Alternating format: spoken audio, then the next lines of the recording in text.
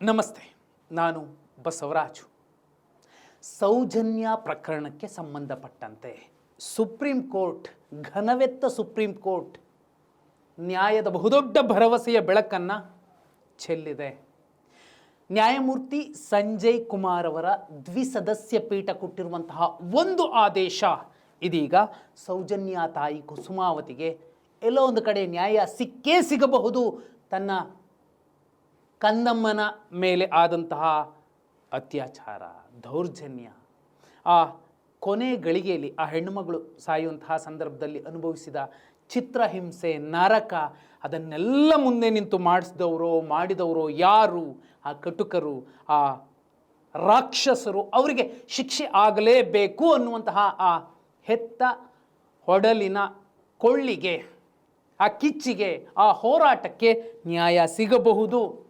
ಯಾಕಂದರೆ supreme court ಇಬ್ಬರಿಗೆ ನೋಟಿಸನ್ನು ಜಾರಿ ಮಾಡಿದೆ. ಒಂದು CBI, ಮತ್ತೊಂದು ರಾಜ್ಯ ಸರ್ಕಾರ. ಎರಡಕ್ಕೂ ಕೇಳಿರುವಂಥದ್ದು ನೀವು ಏನು ಕಿತ್ತು ದಬ್ಬಾಕಿದ್ದೀರಿ ಅಂತ. ಯಾಕಂದರೆ 2012 ಅಕ್ಟೋಬರ್ 9ನೇ ತಾರೀಕು 17 ವರ್ಷದ ಹೆಣ್ಣುಮಗಳು ಕಾಲೇಜ್ ಮುಗಿಸ್ಕೊಂಡು ಬರುವಂತಹ ಸಂದರ್ಭದಲ್ಲಿ ಕಣ್ಮರೆ ಆಗ್ತಾಳೆ. ಆ ಹೆಣ್ಣುಮಗಳು ಅನಂತರದಲ್ಲಿ ಸಿಕ್ಕ ಸ್ಥಿತಿ ಹೇಗಿತ್ತು? ಆಕೆ ತಾಯಿ ಒಂದು ಕಡೆ ಬೈಟಲ್ಲಿ ಯಾರೋ ಮಾತಾಡಿಸಿದಾಗ, ಯೂಟ್ಯೂಬರ್ಸ್ ಯಾರೋ ಮಾತಾಡಿಸಿದಾಗ ಹೇಳ್ತಾರೆ, ನನ್ನ ಮಗಳ ದೇಹದ ಯಾವ ಭಾಗದಲ್ಲೂ ಕೂಡ ಕಚ್ಚದೇ ಇರುವಂತಹ ಗುರುತುಗಳೇ ಇರಲಿಲ್ಲ, ಎಲ್ಲ ಕಡೆ ಕಚ್ಚಿದ್ರು, ರಾಕ್ಷಸರ ರೀತಿಯಲ್ಲಿ ಮುಕ್ಕಿದ್ರು ಅಂತ ಹೇಳ್ತಾನೆ. ಆ ತಾಯಿ ಕಣ್ಣೀರಾಗ್ತಾರೆ. ಅಂತಹ ಹೆಣ್ಣುಮಗಳ ಬಗ್ಗೆ, ಆ ತಾಯಿ ಬಗ್ಗೆನೂ ಕೂಡ ಮಗಳ ಕೊಲೆ ಪ್ರಕರಣ ಇಟ್ಕೊಂಡು ಬಂಡವಾಳ ಮಾಡಿಕೊಂಡ್ಲು ಅಂತೆಲ್ಲ ಅತ್ಯಂತ ನೀಚವಾಗಿ. ಯಾಕಂದರೆ ಹೆಣ್ಣು ಮತ್ತು ತಾಯಿ ಎನ್ನುವಂತಹ ಸರ್ವಶ್ರೇಷ್ಠ ಧರ್ಮವನ್ನು ಉಳಿಸೋಕ್ಕಾಗದಂತಹ ನಾವುಗಳು ಯಾರೇ ಇರಲಿ, ನನ್ನನ್ನು ಒಳಗೊಂಡು, ನಾವು ನೀಚರು. ನಾವು ಇನ್ಯಾವ ಧರ್ಮವನ್ನು ಉಳಿಸೋದಕ್ಕೆ ಅರ್ಹರೂ ಅಲ್ಲ, ಸಮರ್ಥರೂ ಅಲ್ಲ.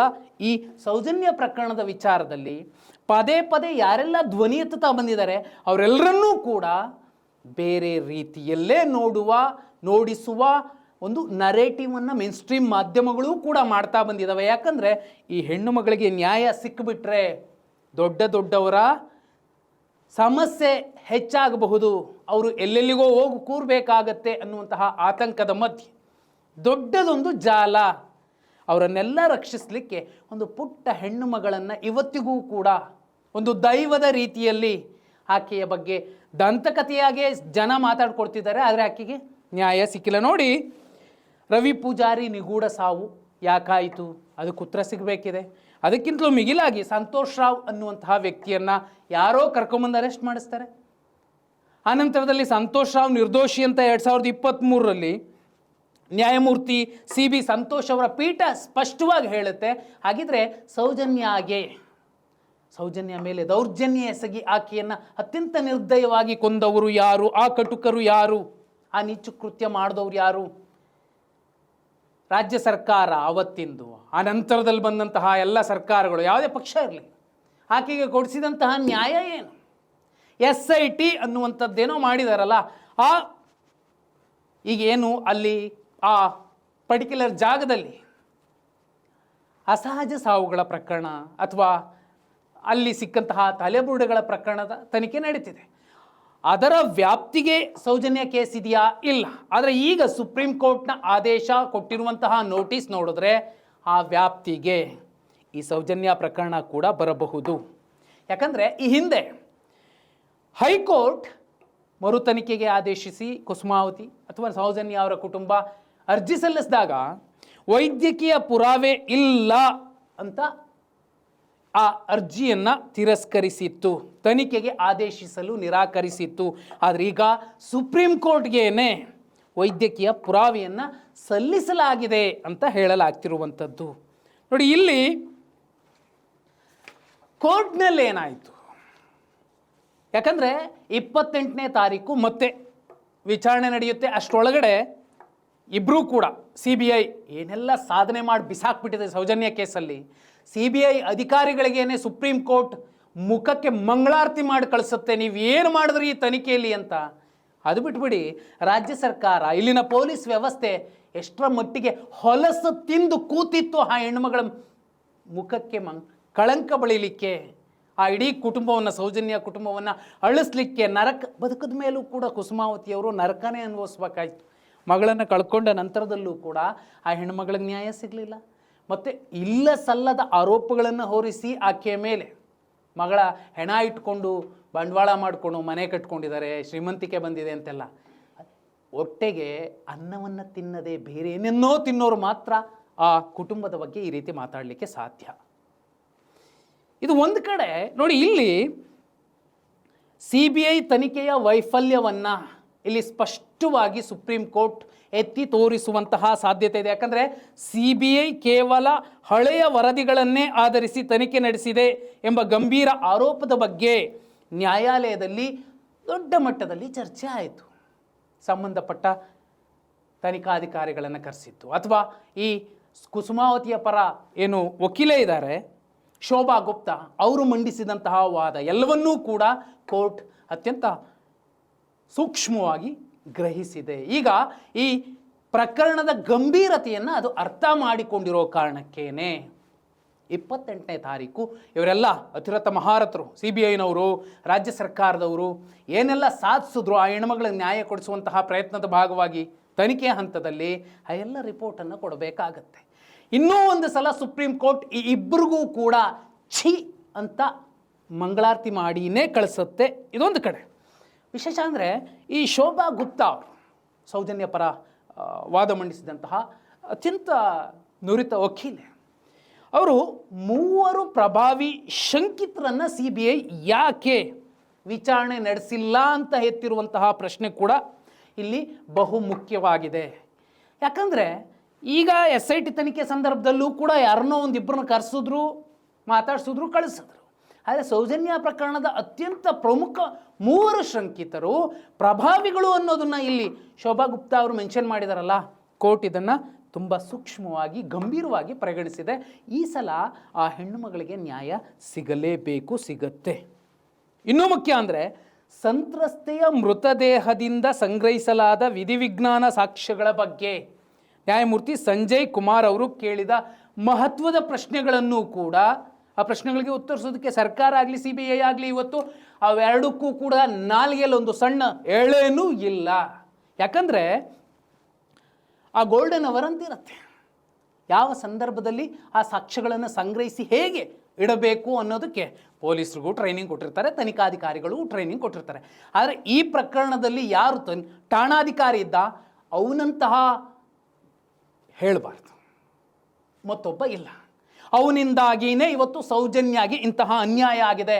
ಆ ಠಾಣಾಧಿಕಾರಿಯ ಮನೆಯಲ್ಲೂ ಹೆಣ್ಮಕ್ಳಿದಾರೋ ಇಲ್ವೋ ಗೊತ್ತಿಲ್ಲ. ಒಂದು ವೇಳೆ ಇದ್ದರೆ ಸೌಜನ್ಯ ರೀತಿಯ ಒಂದು ನರಕವನ್ನು ಆ ಹೆಣ್ಮಗಳು ಅನುಭವಿಸಿದ್ದೀರ, ಪಾಪ ಆಗೋದು ಬೇಡ, ಅನುಭವಿಸಿದ್ದೀರ, ಹೇಗೆ ಇರ್ತಿದ್ರ ಠಾಣಾಧಿಕಾರಿಗಳು ಅಥವಾ ಪೊಲೀಸ್ ವ್ಯವಸ್ಥೆ? ನಾಚಿಕೆ ಆಗಬೇಕು ಇವರೆಲ್ರಿಗೂ ಕೂಡ. ಇದು ಒಂದು ಕಡೆ, ಇದು ಹಾಳಾಗೋಗ್ಲಿ ಅನ್ಬೋದು. ಆದರೆ ಎಷ್ಟು ವರ್ಷ ಆಯಿತು, ಈಗೇನೋ SIT ಅಂತ ಮಾಡ್ಕೊಂಡ್ರು. ಒಂದು ಕಡೆ ಮಹಿಳಾ ಆಯೋಗದ ಅಧ್ಯಕ್ಷರು ಏನೋ ಹೇಳ್ತಾರೆ, ಮತ್ತೊಂದು ಕಡೆ ಮೇನ್ ಸ್ಟ್ರೀಮ್ ಮಾಧ್ಯಮಗಳು ಇವರೇ ಜಡ್ಜ್ಮೆಂಟ್ ಕೊಟ್ಬಿಡ್ತಾರೆ. ಯಾಕಂದರೆ ಇದಕ್ಕೊಂದು ಇಲ್ಲಿ ಎಮೋಷನ್ಗೆ 4 ಕಣಿ ಬೆಲೆ ಇರೋದಿಲ್ಲ, ಎವಿಡೆನ್ಸೇ ಬೇಕಾಗುತ್ತೆ ಫೈನಲಿ, ನೋ ಡೌಟ್. ಈಗೇನು ಈ ಪ್ರಕರಣಕ್ಕೆ ವೈದ್ಯಕೀಯ ಪುರಾವೆಗಳನ್ನು ಒದಗಿಸಿದ್ದಾರೆ ಅಂತ ಹೇಳ್ತಿದ್ದಾರೆ. ಇದೇ ಕಾರಣಕ್ಕೋಸ್ಕರನೇ ಈಗ ತನಿಖೆಗೆ ಮರು ಆದೇಶ ಕೊಡಬಹುದು. ಯಾಕಂದರೆ ಮುಂದಿನ ಪ್ರಕ್ರಿಯೆ ಏನು ನೋಡಿ, 28ನೇ ತಾರೀಕು ಮರು ವಿಚಾರಣೆ ಇದೆ. ಅವತ್ತು ರಾಜ್ಯ ಸರ್ಕಾರ ಮತ್ತು CBIಗೆ ಏನು ನೋಟಿಸ್ ಕೊಟ್ಟಿದೆ, ಈ ಪ್ರಕರಣದ ಮರು ತನಿಖೆ ಕೋರಿ ಸೌಜನ್ಯ ಅವರ ತಾಯಿ ಕುಸುಮಾವತಿ ಸಲ್ಲಿಸಿದ್ದ ಅರ್ಜಿಯನ್ನು ಪುರಸ್ಕರಿಸಿದ ನ್ಯಾಯಾಲಯವು ಈ ಬಗ್ಗೆ ವಿವರಣೆ ನೀಡುವಂತೆ ಕರ್ನಾಟಕ ರಾಜ್ಯ ಸರ್ಕಾರ ಮತ್ತು CBIಗೆ ಅಧಿಕೃತ ನೋಟಿಸ್ ಜಾರಿ ಮಾಡಿದೆ. ಲಿಖಿತ ರೂಪದಲ್ಲಿ ಅವರೇನು ಕೊಡಬೇಕಿದೆ. ಯಾಕಂದರೆ ಕೆಳ ನ್ಯಾಯಾಲಯದ ತೀರ್ಪಿನಲ್ಲಿ ಉಲ್ಲೇಖಿಸಲಾದ ತನಿಖಾ ಲೋಪದೋಷಗಳನ್ನು ಗಮನಿಸಿದ ನ್ಯಾಯಮೂರ್ತಿ ಸಂಜಯ್ ಕುಮಾರ್ ನೇತೃತ್ವದ ದ್ವಿಸದಸ್ಯ ಪೀಠವು ಪ್ರಕರಣದ ಸಮಗ್ರ ತನಿಖಾ ವರದಿಯನ್ನು ಸಲ್ಲಿಸುವಂತೆ ಸೂಚಿಸಿದೆ. ಎಲ್ಲಿಂದ ತಂದು ಕೊಡ್ತಾರೆ? ಯಾರ್ದೋ ಹಳೆ ತನಿಖಾಧಿಕಾರಿಗಳ ರಿಪೋರ್ಟನ್ನೇ CBI ನಮ್ಮದು ಅಂತ ಜಡಾಯಿಸ್ಕೊಟ್ಟೋಯ್ತಲ್ಲ. ಈಗ ಸರಿಯಾದವರ ಜಾಗಕ್ಕೆ ಸರಿಯಾದ ರೀತಿಯಲ್ಲಿ ಬಂದು ಬಿದ್ದರೆ ಗೊತ್ತಾಗತ್ತೆ. ಇದಾದಮೇಲೆ ಈಗೇನು ಕೋರ್ಟ್ಗೆ ಸಬ್ಮಿಟ್ ಮಾಡಿರೋ ವೈದ್ಯಕೀಯ ಪುರಾವೆಗಳಿದ್ದಾವೆ, ಅದರ ಪರಿಶೀಲನೆ ಕೂಡ ಆಗತ್ತೆ. ಈ ಹಿಂದೆ ಹೈಕೋರ್ಟ್ ಮರು ತನಿಖೆಯನ್ನು ನಿರಾಕರಿಸುವಾಗ ವೈದ್ಯಕೀಯ ಪುರಾವೆಗಳನ್ನು ಸುಧಾರಿಸಲು ಸಾಧ್ಯವಿಲ್ಲ ಎಂದು ಹೇಳಿತ್ತು. ಆದರೆ ಈಗ ಸುಪ್ರೀಂ ಕೋರ್ಟ್ಗೆ ಕೆಲವು ಹೆಚ್ಚುವರಿ ವೈದ್ಯಕೀಯ ಪುರಾವೆಗಳನ್ನು ಸಲ್ಲಿಸಲಾಗಿದ್ದು ನ್ಯಾಯಾಲಯ ಅವುಗಳನ್ನು ಪರಿಶೀಲನೆಗೆ ಒಳಪಡಿಸುತ್ತೆ. ಈ ಪ್ರಕರಣದ ಮುಂದಿನ ವಿಚಾರಣೆ ಏನಿದೆ 28ನೇ ತಾರೀಕು 2026, ಅವತ್ತು ಯಾವ ಆದೇಶ ಕೊಡಬಹುದು ಕೋರ್ಟ್ ಅನ್ನೋದು ಕೂಡ ಬಹುಮುಖ್ಯ. ಆದರೆ ಎಲ್ಲ ಒಂದು ಕಡೆ ನ್ಯಾಯ ಸಿಗಬಹುದು, ಕೋರ್ಟ್ಗೆ ಅರ್ಥ ಆಗಿದೆ. ಪ್ರತಿ ಹೆಜ್ಜೆಗೂ ಆ ಸೌಜನ್ಯ ಅನ್ನೋ ಹೆಣ್ಣು ಮಗಳಿಗೆ ನ್ಯಾಯ ಸಿಗದೆ ಇರೋ ರೀತಿಯಲ್ಲಿ ನ್ಯಾಯದ ಎಲ್ಲ ಭಾಗಗಳನ್ನು ಜೋಡಿದು ಬರೋ ಎಲ್ಲ ಬೀಗಗಳನ್ನು ಇಡೀ ವ್ಯವಸ್ಥೆ, ಸರ್ಕಾರ, ಪೊಲೀಸ್ ವ್ಯವಸ್ಥೆ ನಾಚಿಕೆ ಬಿಟ್ಟು, ಮನುಷ್ಯತ್ವ ಬಿಟ್ಟು ಮಾಡಿ ಬಿಸಾಕಿದೆ. ಸುಪ್ರೀಂ ಕೋರ್ಟ್ ಮುಂದಿನ ಪ್ರಕ್ರಿಯೆ ಏನಾಗಿರಬಹುದು? ಒಂದು, SIT ತನಿಖೆಯ ವ್ಯಾಪ್ತಿಗೆ ಇದನ್ನು ಕೊಡಿ ಅಂತ ರಾಜ್ಯ ಸರ್ಕಾರ ಕೇಳಬಹುದು, ಅಥವಾ ತಮ್ಮ ಮೂಗಿನ ನೇರಕ್ಕೆ ಅಂದರೆ ಸುಪ್ರೀಂ ಕೋರ್ಟ್ನ ಕಣ್ಣಳತೆಯ ಒಳಗಡೆ ಮತ್ತೆ ಮರು ತನಿಖೆ ಆಗುವಂತೆ ಆದೇಶಿಸುವ ಸಾಧ್ಯತೆ ಇರುತ್ತೆ. ಈ ಸಲ ನಿಜಕ್ಕೂ ಯಾರೇನೇ ಬಾಯ್ ಬಡ್ಕೊಂಡ್ರು, ಏನೇ ಬುರುಡೆ ಅಂದರು, ಯಾರೇನೇ ದೊಡ್ಡ ದೊಡ್ಡ ಸುದ್ದಿ ಸಂಸ್ಥೆಗಳ ಮುಂದೆ ಕೂರಿಸ್ಕೊಂಡು ದೊಡ್ಡ ಡಿಬೇಟ್ಗಳನ್ನು ಮಾಡಿದ್ರು ಕೂಡ ಅವರೆಲ್ಲರ ಬಾಯಿ ಬಂದಾಗತ್ತೆ. ಕಿರ್ಚಾಡುವಂಥದ್ದು ಜ್ಞಾನ ಆಗಿರೋದಿಲ್ಲ, ಅರ್ಚಾಡುವಂಥದ್ದು ವಾದ ಆಗಿರೋದಿಲ್ಲ. ಎವಿಡೆನ್ಸ್ ಮುಖ್ಯ, ಎಮೋಷನ್ ಅಲ್ಲ ಇಲ್ಲಿ. ಯಾಕಂದರೆ ಸುಮಾರು 13 ವರ್ಷ ಉರುಳಿದ್ರೂ ಕೂಡ ಒಂದು ಹೆಣ್ಣು ಮಗಳಿಗೆ 2012ರಿಂದ ಇಲ್ಲಿ ತನಕ ಒಂದು ನ್ಯಾಯ ಸಿಗಲ್ಲ. ಹೌದು, ಆಕೆ ಮೇಲೆ ರೇಪ್ ಆಗಿದೆ ಅಥವಾ ಆಕೆಯನ್ನು ಕೊಂದಿದ್ದಾರೆ, ರೇಪ್ ಸೆಕೆಂಡ್ರಿ. ಕೊಂದ್ರಲ್ಲ, ಯಾರು ಕೊಂದಿದ್ದು, ಯಾಕೆ ಕೊಂದರು, ಎಲ್ಲಿ ಕೊಂದರು, ಹೇಗೆ ಕೊಂದರು, ಇದನ್ನೇ ಅಲ್ವಾ ತನಿಖಾಧಿಕಾರಿಗಳು, ಅದು ಠಾಣಾಧಿಕಾರಿ ಪೊಲೀಸರೇ ಇರಲಿ ಮತ್ತೊಬ್ಬರೇ ಇರಲಿ ಮಾಡಬೇಕಿತ್ತು. ಅದು ಯಾವುದನ್ನೂ ಮಾಡಿಲ್ಲ. ಕೊಂದಿದ್ದಾರೆ, ಕೊಲೆ ಆಗಿದೆ ಅನ್ನೋದು ಎಲ್ಲರೂ ಒಪ್ಪುವಂತಹ ಸತ್ಯ. ಆದರೆ ಕೊಲೆ ಮಾಡಿದ್ದು ಯಾರನ್ನು ಇಷ್ಟು ವರ್ಷಗಳ ಕಾಲ ಉಳಿಸ್ತಾ ಬಂದಿದೆ ಇಡೀ ವ್ಯವಸ್ಥೆ? ಈ ಎಲ್ಲ ಪ್ರಶ್ನೆಗಳಿಗೂ ಉತ್ತರ ಹುಡುಕುವಂತಹ ಪ್ರಯತ್ನದ ಭಾಗವಾಗಿ ಇದೆ 28ನೇ ತಾರೀಕು ಒಂದು ಮಹತ್ವದ ಆದೇಶವನ್ನು ಕೋರ್ಟ್ ಕೊಟ್ಟೇ ಕೊಡುತ್ತೆ. ಇನ್ನು ಮುಂದೆ ಯಾರೆಲ್ಲ ನಮ್ಮನ್ನೇನೂ ಮಾಡಲಿಕ್ಕಾಗೋದಿಲ್ಲ, ಏನು ಆಗೋದೂ ಇಲ್ಲ, ನಾವು ಇಷ್ಟೇ ಬಚಾವಾಗಿದ್ದೀವಿ ಅಂತ ಓಡಾಡ್ಕೊಂಡಿರ್ತಾರಲ್ಲ, ಅಂಥವರ ಎಲ್ಲರ ಬುಡಕ್ಕೆ ಬೆಂಕಿ ಬೀಳುತ್ತೆ. ಸೌಜನ್ಯ ಅನ್ನೋ ಹೆಣ್ಣುಮಗಳಿಗೆ ನ್ಯಾಯ ಕೊಡಿಸ್ಲಿಕ್ಕಾಗಲಿಲ್ಲ ಅಂದರೆ ಇಡೀ ವ್ಯವಸ್ಥೆಯ ಭಾಗವಾಗಿ ನಾವುಗಳು ಸೇರಿದಂತೆ ನಾವು ಹೆಣ್ಣು ಅನ್ನೋ ಧರ್ಮವನ್ನು ಉಳಿಸೋಕೆ ನಾಲಾಯಕ್ಗಳು. ನಾವು ಇನ್ಯಾವ ಧರ್ಮವನ್ನು ಉಳಿಸುವಂತಹ ಸಮರ್ಥ ಸತ್ಪುರುಷರು ಅಲ್ಲ, ಪರಮ ಪುರುಷೋತ್ತಮರು ಅಲ್ಲ. ನಾಚಿಕೆಯಿಂದ ತಲೆ ತಗ್ಗಿಸ್ಕೊಂಡು ಸೌಜನ್ಯ ಕ್ಷಮಿಸ್ಬಿಡಮ್ಮ, ಇಂತಹ ವ್ಯವಸ್ಥೆ ಮಧ್ಯೆ ನಾವು ಇದ್ವಿ, ನಿನ್ನನ್ನು ಪ್ರಾಣಿಗಿಂತ ನಿರ್ದಯವಾಗಿ ಕೊಲ್ಲೋದಕ್ಕೆ ಬಿಟ್ಟುಕೊಟ್ವಿ, ನಿಂಗೆ ನ್ಯಾಯನೂ ಸಿಗದಂತೆ ನಾವು ಮಾಡಿದ್ದೀವಿ, ಇದಕ್ಕೆ ಸರ್ಕಾರ ಹೊಣೆ ಎಷ್ಟೋ, ನಾವುಗಳು ಹೊಣೆಗಾರರು, ನಮಗೆ ಕ್ಯಾಕ್ರಸ್ ಹೋಗಿ ಅಂತ ಹೇಳುವ ಸ್ಥಿತಿಯಲ್ಲಿ ತಲೆ ತಗ್ಗಿಸ್ಬೇಕಾಗತ್ತೆ. ಸೌಜನ್ಯ ಅನ್ನೋ ಹೆಣ್ಣುಮಗಳಿಗೆ ನ್ಯಾಯ ಸಿಗದೆ ಹೋದರೆ ನಾವು ಈ ಸಮಾಜದಲ್ಲಿ ಬದುಕೋದಕ್ಕೆ ನಾಲಾಯಕ್ಗಳು. ಸತ್ಯಮೇವ ಜಯತೆ.